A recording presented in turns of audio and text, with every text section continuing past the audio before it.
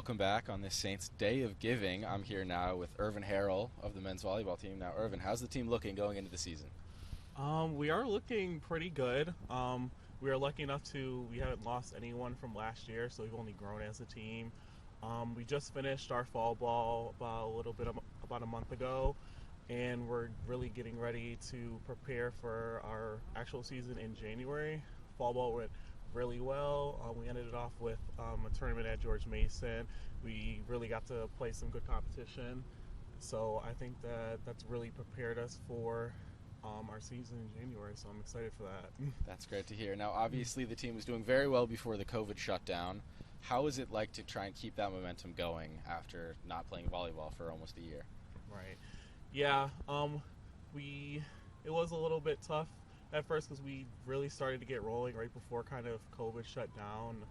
We had beat Dominican and they were ranked number 3 in the country at the time, so we were really starting to kind of get our groove going. So that was a little disappointing to see that season come to an end. And then obviously last year we didn't really get to have like a real season. It was kind of just in conference play, and we really didn't get to have our normal schedule, so it wasn't an actual season. But I think that's just encouraged everyone on the team because we want to get back to that normal season, and we know how competitive and how fun it can be. So I think we're just all super excited, and we're using that as momentum to prepare for our upcoming season. Now, normally the volleyball team heads out west for a sort of trip. How does the support from alumni and family members financially make that happen? Yeah, without the support of the alumni and family members, that trip probably wouldn't be possible. It is a rather extensive trip, so without the support that we have from our alumni and the family members of the guys on the team really make that trip happen, and it's really just a great time. I mean, you can spend time with your family. I mean, it's great bonding with the guys, and it's just an overall great experience. And also the teams on the West Coast, we typically don't get to play those teams, so it also is great competition for us as well. All right. Now, what year are you at Marymount, and what are you studying?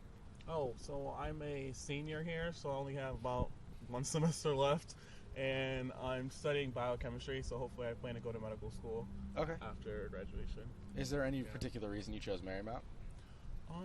Yeah, I really like the close-knit community here in Marymount. When I gave that tour, everyone seemed to know each other. I was looking for more of an intimate setting in the classroom, and that was something that really drew my attention at Marymount. Also, the proximity that there was to DC. There's like so much to do with Boston, and so many opportunities that Marymount has to offer was in the DC community.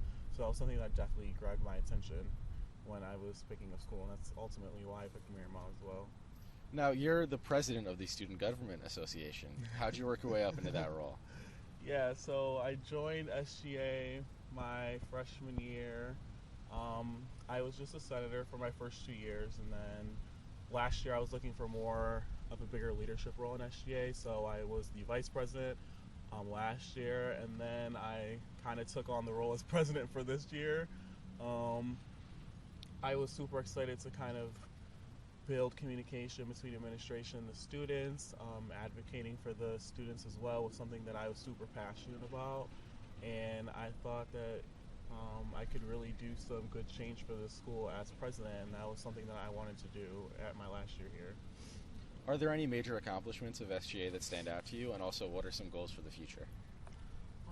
We have done a little bit of, I mean, it's been a lot different this year. I mean, with COVID coming back, last year it was kind of tougher because everything was over Zoom, but I think this year we're much more communicated with administration. I mean, I get to meet with Dr. Becerra. I have my regular meetings with Dr. Bill Bissett.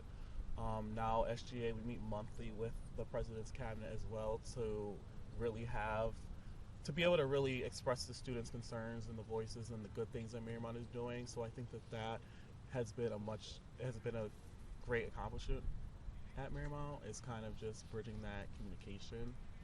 That was something that Dr. Elwini also mentioned in his thing, was how important communication was, and that was something that was important to me as well. So I'm happy to see that we're doing that, because that's not something that we've been doing in the past.